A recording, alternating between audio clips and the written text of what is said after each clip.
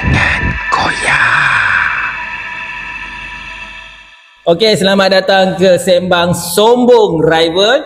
Episod pertama lah segmen Sembang Sombong ni. Kenapa kita guna perkataan ataupun ayat Sembang Sombong ni? Sebab kita fans bola. Rata-ratanya fans bola semua sombong-sombong, riak-riak biarpun kalah. Okey, bersama teman hari ni, host Sembang Palatau. Bagi yang belum tahu lagi Sembang Palatau tu apa, dia adalah podcast secara live setiap Jumaat pukul apa? 10 malam. Pukul 10 malam di TikTok Sembang Palatau. Okay. Terima kasih juga Kak Abang Poji sebab menjemput saya hari ni untuk kita punya Sembang podcast sombong ni. Rival punya. So berbesar hati lah untuk berada kat sini. Jom mari kita bersombong sama-sama lah.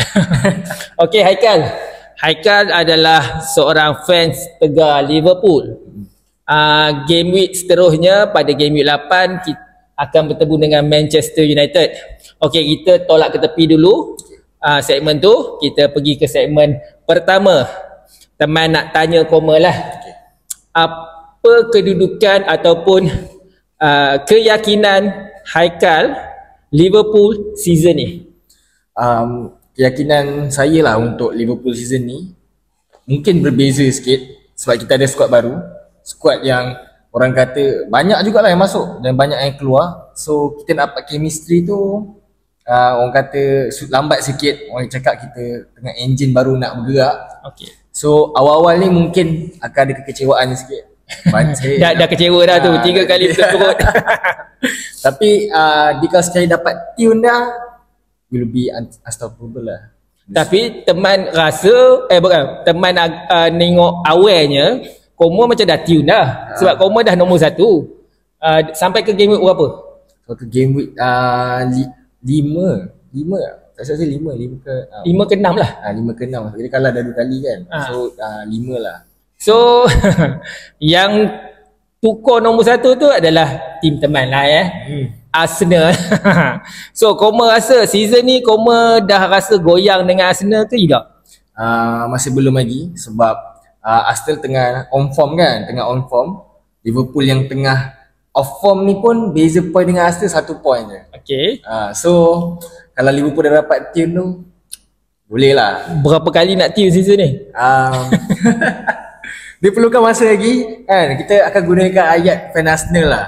Trust the process. Okay, trust. Okay, season lepas Koma juara bersama dengan manager baru Arne Slot. Adakah season lepas Arne Slot bersama skuad legacy Klopp tu menang ataupun juara EPL secara nasib? Nak kata nasib tu dalam 10%. Sebab kalau kita bagi coach lain belum tentu boleh buat benda yang sama macam Slot buat lah kan. Tapi tak boleh deny yang squad ni memang season lepas tu squad Klopp, squad yang orang kata tak ada perambahan sangat, perambahan seorang player je. Player semua kepala dah masuk dah tahu dah apa nak buat, cuma nak fit in dengan sistem yang dibawa oleh coach baru. Sebab kenapa teman tanya soalan ni, ada teman terbaca, tak tahu ni benar ke tidak lah. Sebab ada artikel, bukan artikel lah, macam poster mengatakan Amorim mengatakan bagi saya Liverpool ataupun skuad Arsenal dia dah boleh juara lah. So maksudnya dia tak boleh juara dengan skuad Manchester United. So untuk benda tu Amorim tu nanti kita akan borak juga pasal Amorim ni. Okay. Maybe dia tak bersyukur kat mana dia ada kot. salah ambil offer kot. Mungkinlah juga. Sebab dia pun sebelum masuk gah gila. Dia punya fan pun dah meraban tebing time tu. Dah boleh dengar lah kata tsunami trofi tu ada balik. Sebelum dia masuk MU, dia kan belasah Man City tu. Belasah Man City 4 gol belasah. So yelah, bila masuk Mamat tu kepala aku nak botak lah jaga MU.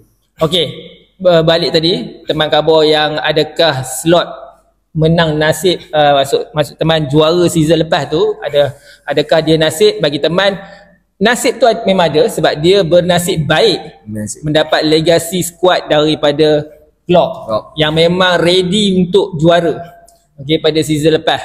Dan season ni dia agak struggle lah sebab bagi teman, ini adalah season yang akan diuji kemampuan Slot dan kemungkinan dia boleh diset pada next season ke?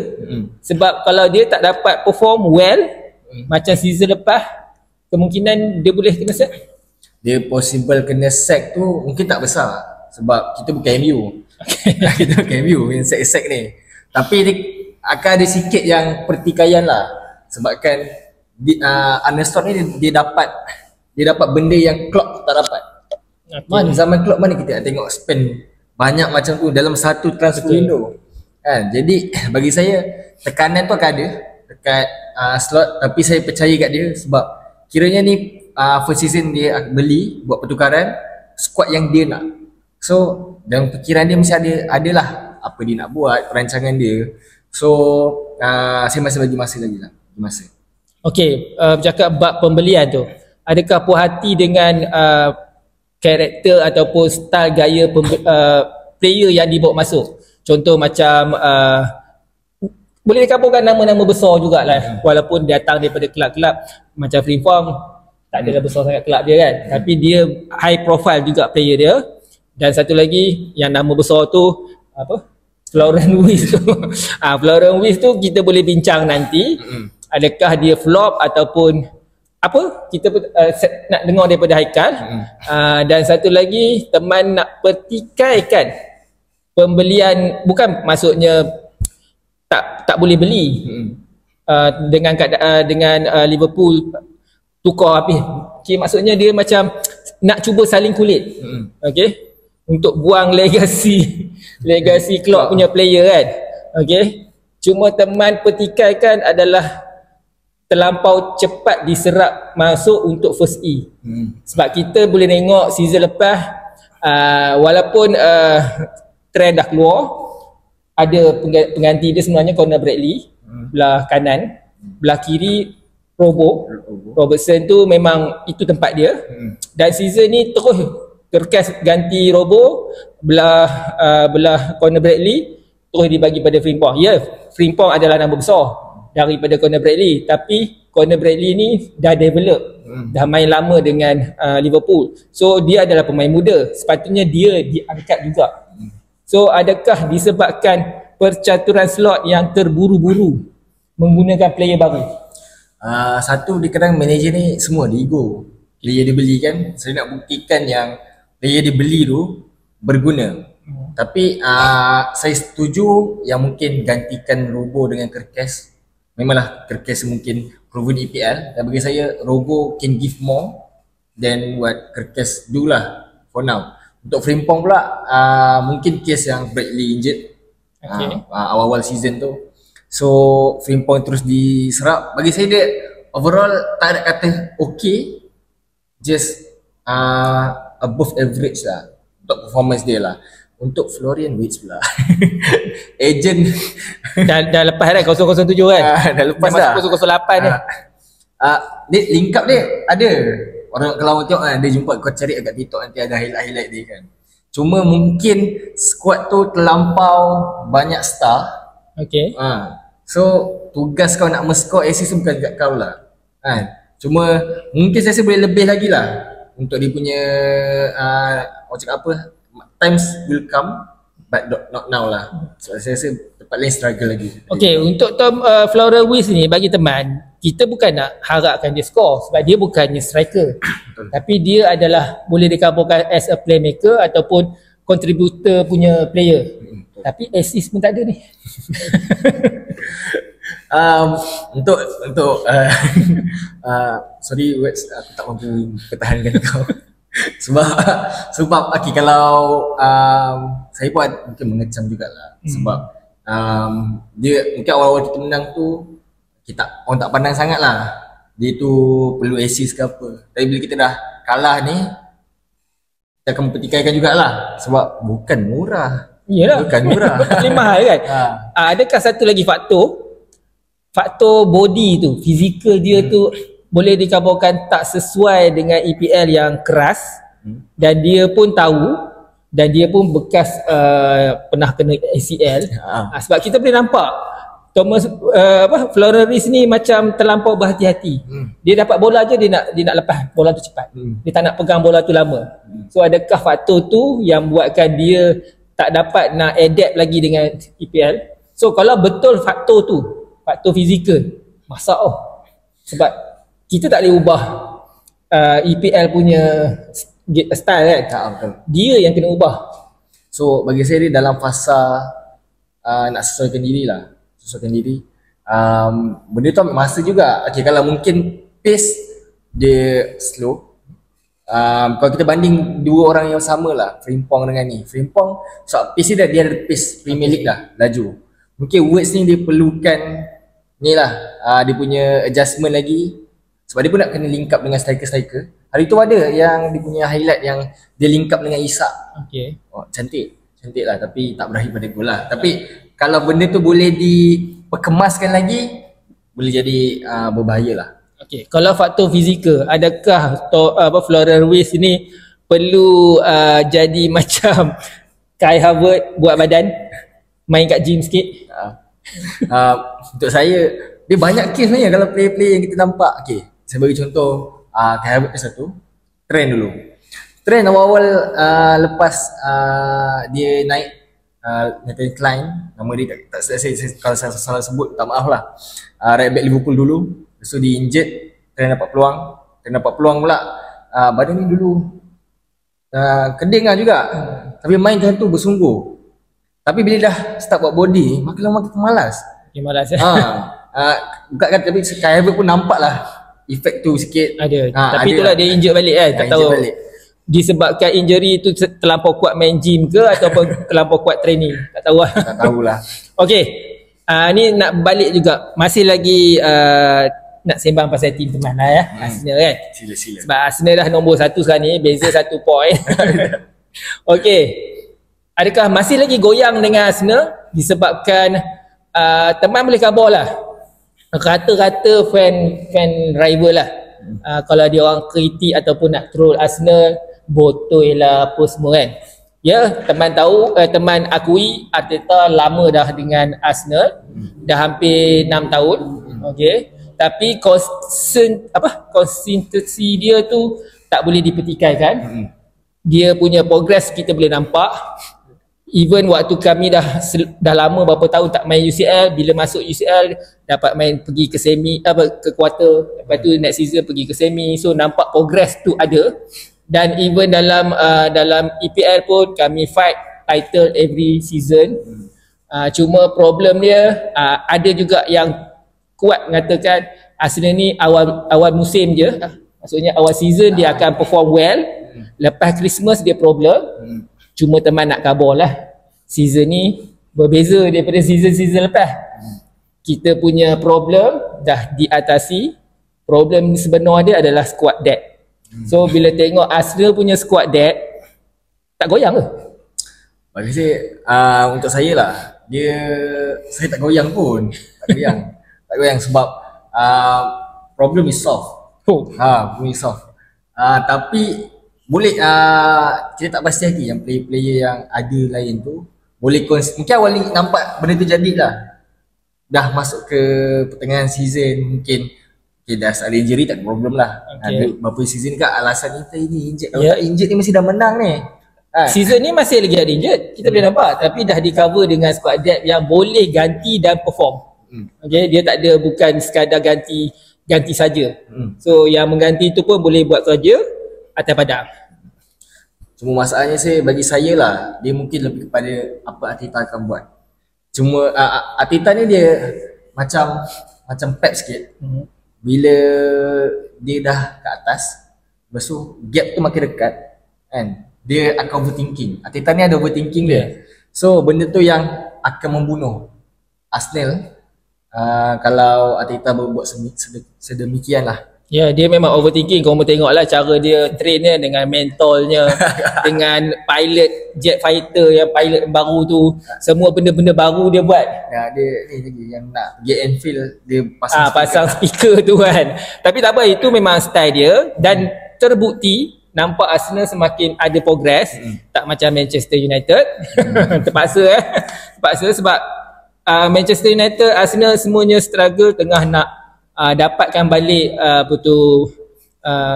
kita boleh khabarkan menang Liga lah. Saat Liga tu dah lama dah kami tak dapat. Even Manchester United pun dah lama tak dapat, tapi dia orang duk canang-canang FA Cup, Ten Hag lah, apalah, itu je lah. Tapi masih lagi Arsenal King FA Cup belum lagi. Masih lagi pemegang terbanyak FA Cup. Okey, tak apa, yang tu tak apa. Cuma teman nak bawa sikit lagi tentang tim teman Arsenal. Dua-dua kita ni ada masalah. Okey. Bukan masalah kita berada di atas. Okey. 1-2 dengan beza 1 point, kita perform well dua-dua tim ni. Okey, cuma kita ada masalah yang berbeza tapi sebenarnya bunyinya sama. Okey. Arsenal masalah dia untuk create goal ataupun buat gol. Betul. Liverpool teman tengok sampai ke game week 7 ni, dia boleh buat gol. Senang je boleh buat gol. Tapi dia bolos. Arsenal defend well dengan 3 saja bolos.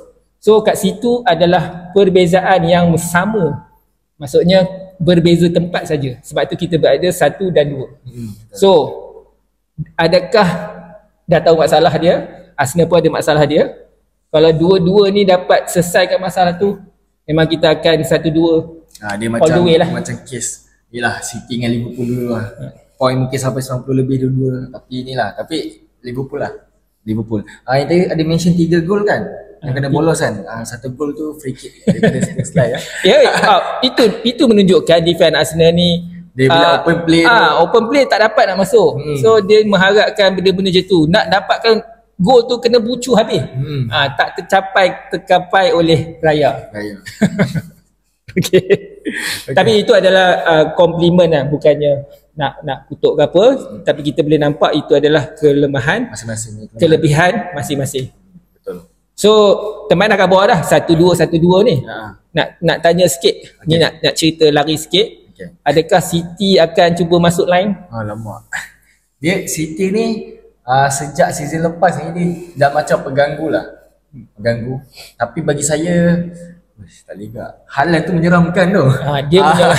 Dia masuklah berapa banyak striker. Kau berapa harga kau ni mahal kan? Haaland tu tetap jadi Haaland. Tapi kalau kita bandingkan mungkin City punya masalah sekarang squad depth lah. Squad depth dia tak macam dulu dah. Tak macam dulu. Dan satu lagi, even dia banyak player baru, masih lagi belum boleh nak gel lagi. Cuma problem kita lah, bukan problem dia.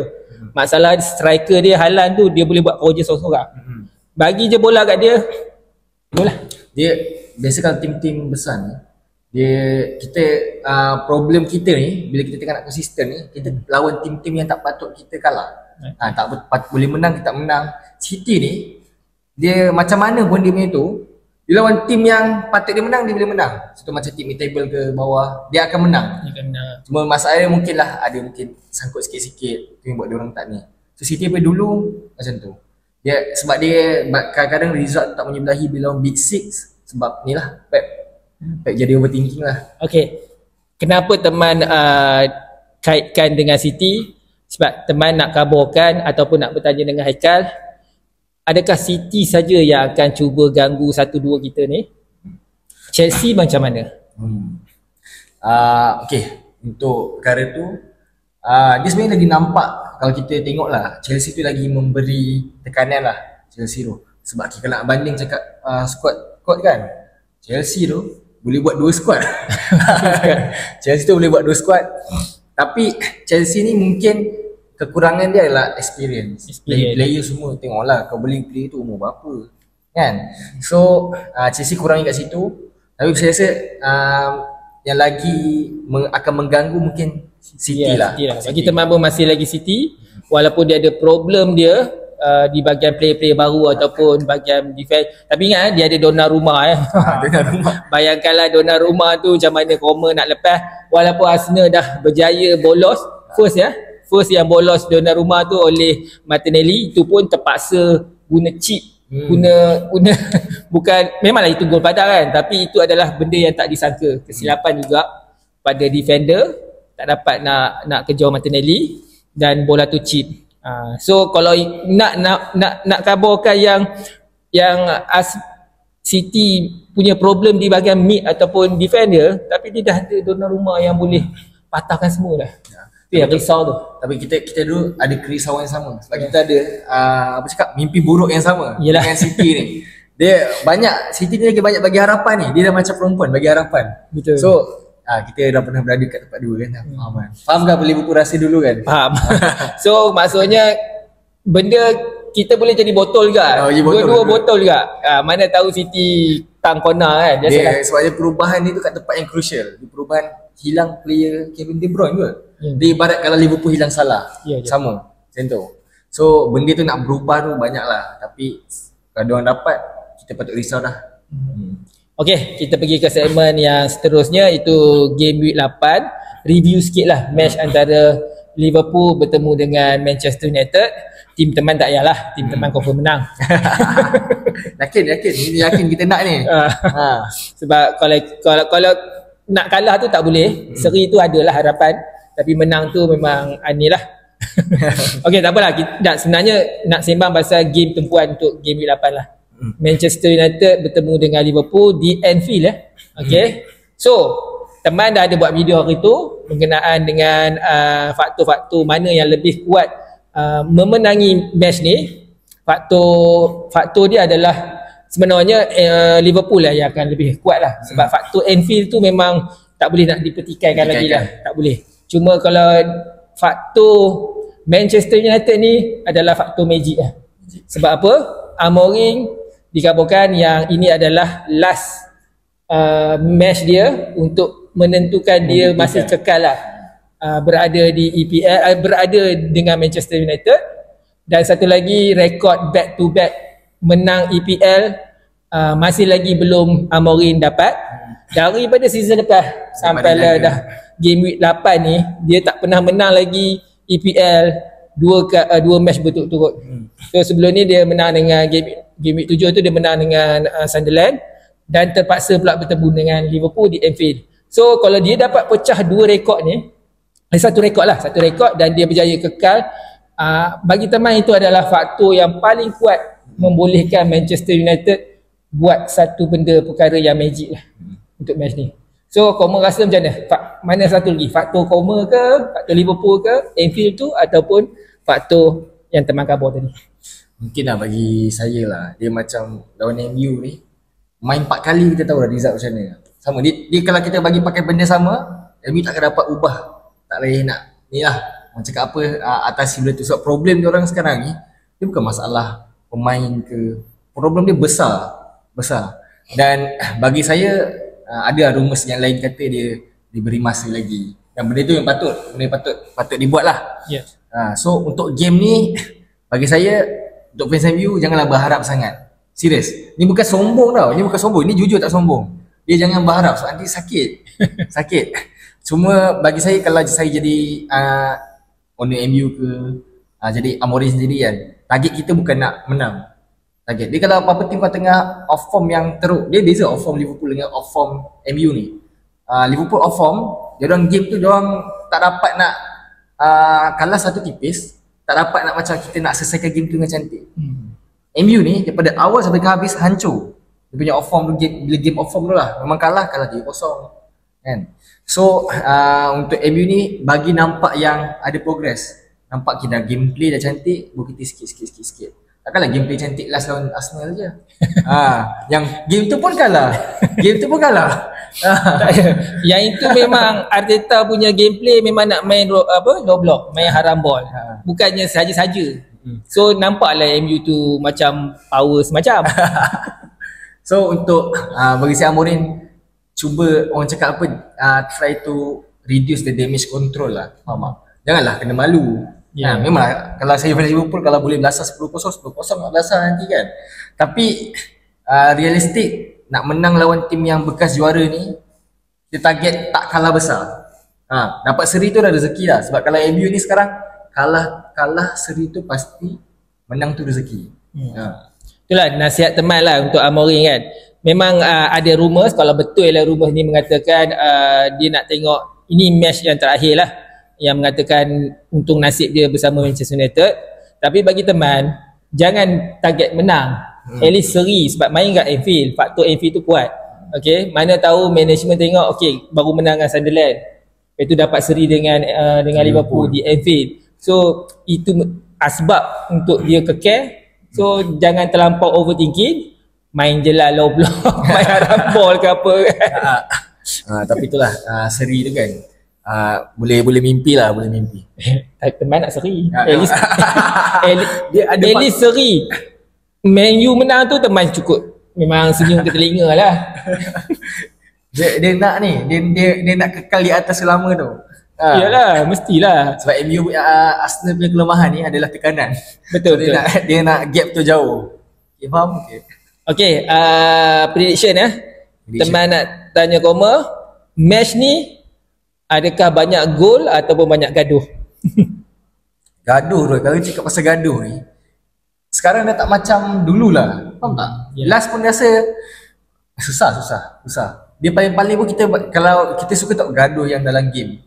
Sekarang pula dia pun gaduh yang habis game, yang luar kamera. Ujung-ujung kan, baru nak bergaduh kan. So bagi saya sekarang ni bergaduh-gaduh tu dah kurang, mungkin sebab yalah sistem sekarang, peraturan sekarang macam dia banyak sangat undang-undang baru yang buat player takut nak express lagi atas padang tu. So dia membantukkan drama tu lah. Yang kita nyampah tu drama VAR tu paling banyak. Habis masa kat 5 minit, 10 minit. orang dah kalau situ dah gol kan. Dah happy ni, tunggu 5 minit dah tak gol. Okay, dia tak macam zaman dulu lah. Teman nak ni je lah, nak kalau budak-budak baru lah, budak-budak baru yang baru tengok bola kan, Koma tengok balik highlight-highlight ataupun match lama waktu zaman Roy Keane, Vieira. Search ni je, search Roy Keane highlight dah. Dia takkan keluar gameplay bawa bola tak. Tengok macam mana dia orang gaduh, ref tolak tepi je, tak bagi kad pun. Ref sekarang cakap dengan ref minta bagi kad kuning, pemain tu kena kad kuning. Tu lah, banyak benda drama daripada ni dah makin kurang dan dia macam membantukkan excitement kita untuk dia macam layan bola. Kurang lah. Dia macam tengok takat main bola, memanglah kita best tengok macam tu kan. Cuma nak ada drama-drama tu kan. Contoh tiba-tiba Maguire gunting salah, tapi jangan. Maguire tu tengah kita suka ni kan, kontrak baru. Dapat kontrak baru. Siapa salah? Maguire. Dah tak ada player mana nak masuk. Bagi je lah player mana yang nak stay. Tapi kalau kita tengok lah, bagi saya Maguire sejak orang cakap apa dah ada berubah ni, dia lah yang paling konsisten lah. Dia memang dia tak ada drama sebenarnya. Tak macam player-player MU yang lain, yang player-player muda apa semua tu kan. Dia jadi bahan troll je kan. Dia jadi bahan troll je, tapi dia tak ada drama lah, maksudnya tak buat kecoh dengan MU. Dia main je, tetap main. Okay, berapa prediction Koma perlawanan ni? Saya punya prediction 3-1. 3-1. Salah ada skor 1. Lain tu kau pandangkan siapa nak skor. Kalau word score okey lah, boleh senyapkan sikit yang lain-lain tu kan. 1 gol untuk MU sebab kita respect tetamu, kita bagilah 1. Okay, prediction teman pula, teman nak ni lah, nilai gol tu teman tak kisah. Teman harap MU menang je lah.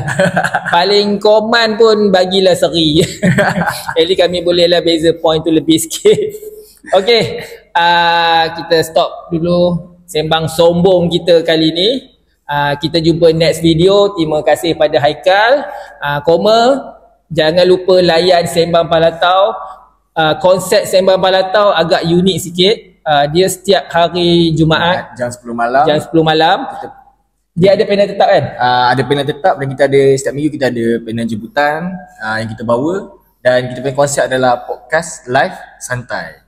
So Koma kena follow Sembang Palatau, just type je TikTok Sembang Palatau, dan Sembang Palatau powered by Rival ya. Rival. Okay, kita jumpa lagi next video, dan harap Koma komen video ni bagi kami support untuk kami growkan lagi Rival ni, dan kami harap banyak lagi panel-panel lain yang akan masuk studio Rival. Even siapa-siapa yang berminat nak join Rival boleh DM kami. So kami alu-alukan. Kalau boleh nak pelbagaikan fan, tak kisahlah MU, Liverpool, Chelsea, even Newcastle pun kami tengah cari untuk jadi panel. Kita nak meriahkan lagi. Meriahkan lagi. Ingat, kita troll bola ni adalah semata-mata untuk drama, untuk bagi kita rasa lagi seronok, bukan untuk kecilkan hati orang Tak ada langsung nak kecilkan hati orang, cuma nak bagi dia lagi best kita layan bola ni. Sebab tanpa troll troll yang ni troll yang tak menghina orang. Maksudnya tak attack fizikal ke apa ke ataupun personal ke, yang itu kita layan. Yang attack fizikal duk membinatangkan orang ke tu janganlah, tolonglah. Itu semua troll yang tolong sampah. troll, awak cakap apa, secara berhemah lah. So apa-apa pun rival Jangan koyak.